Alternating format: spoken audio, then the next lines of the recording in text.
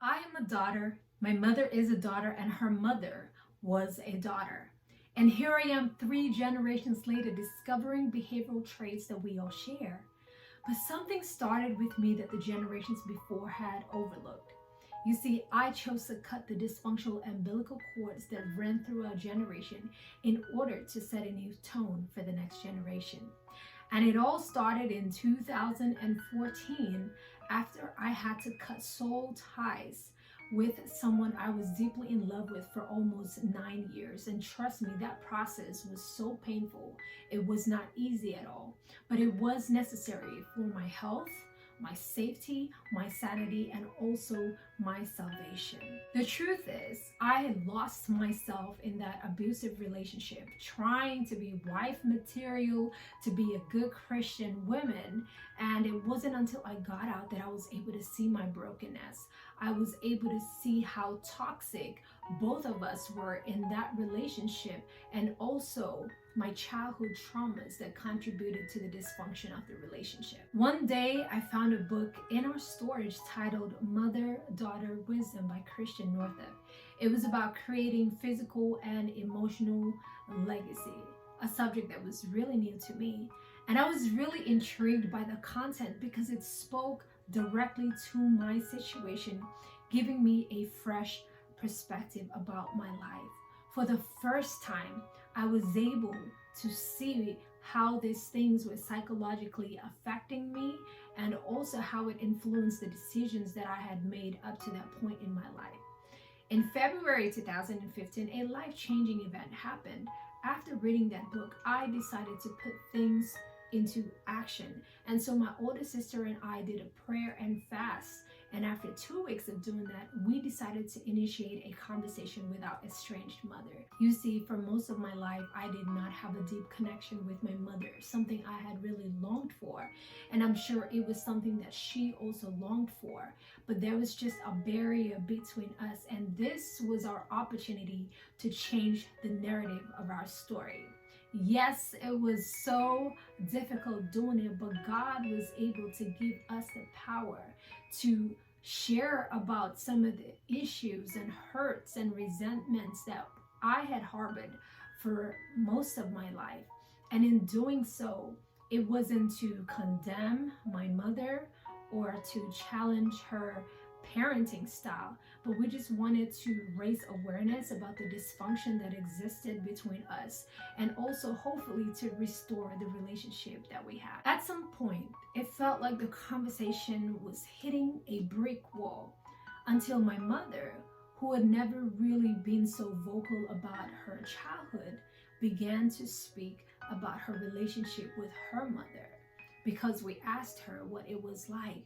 And as she began to share, it was as if a light bulb went on in her mind, and she began to realize that the way she had been treating us all along was the same way her mother had treated her. And for the first time, all of us were really conscious about the generational dysfunctions that existed within our family. It was so amazing.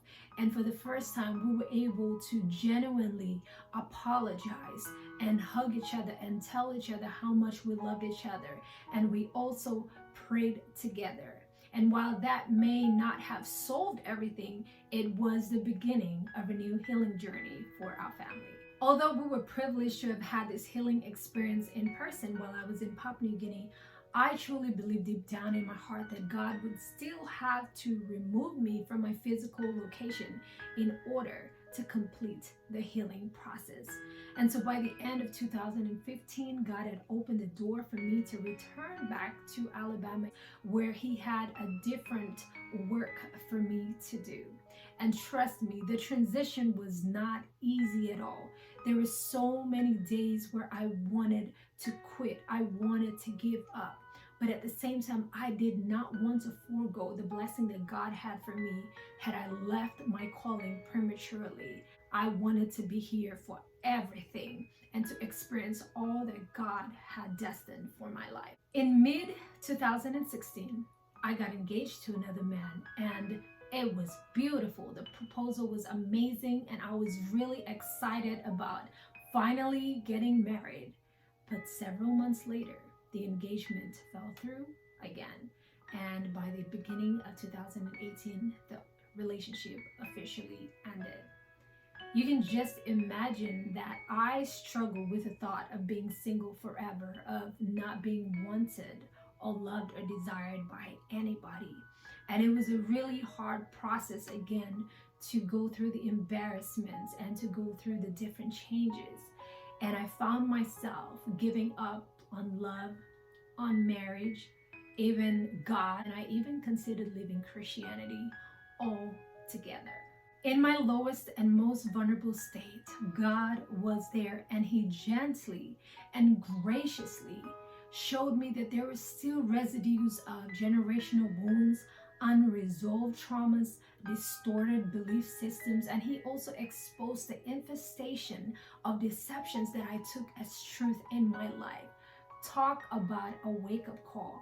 It was then that I realized that God allowed both of my previous relationships to end because He was trying to save me from further pain. At times, there was a tug of war between my emotions and the promises of God, just like Jacob wrestling with God. But I surrendered. I held on to God. I committed to the process. I did what was necessary to see change. I wanted to be part of the change because I believe that I am a catalyst for change in my own life. No one else was going to do this for me, and I did everything that I could in my power, which resulted in me experiencing liberation and peace and wholeness. When I thought the process was over, my mother revealed to me that my parents were unprepared for her unexpected pregnancy with me. It came at a time when they were going through a lot of circumstances, and as a result, they had considered terminating the pregnancy. However, God is so good because they walked out of the doctor's office choosing to preserve my life instead. Although I felt the sting of rejection, I also felt an overwhelming rush of God's love, bringing to life Psalm 139, verses 13 to 18, mainly verses 13, that says, "Thou hast possessed my reins, thou hast covered me in my mother's womb." Not only is God intimately aware of me because He fashioned me, but He protected me and defended me since my conception. That revelation shook up everything that had been suppressing my spirit for so long and restored my worth, my identity, my purpose, and my faith in God. My mother's humility, courage, and transparency in sharing this source of dysfunction meant everything to me. It stirred compassion and forgiveness and drew me even closer to my parents. And I'm so grateful to God because our relationship is so much better than it was before. I know it's not easy for any parent to confess their flaws, and for that, I am so grateful. Thankfully, in 2020, by the grace of God, I was able to marry my best friend, my husband, someone who had also gone through the same journey of working through some of the generational cycles that existed in his family. So together, we can start a new legacy for our family. A preacher once said, "We spend our lives fighting through cobwebs when we should kill the spider." You see, we all have cobwebs in the form of issues, traumas, generational wounds, and toxic behaviors that we don't like. But if these things stay hidden purposefully or are overlooked whenever it is being brought up, and if it's not dealt with, the spider will show up in the next generation. So if you are ready to flip your family's history, here's 3 things I want you to consider. Number 1, responsibility starts with you.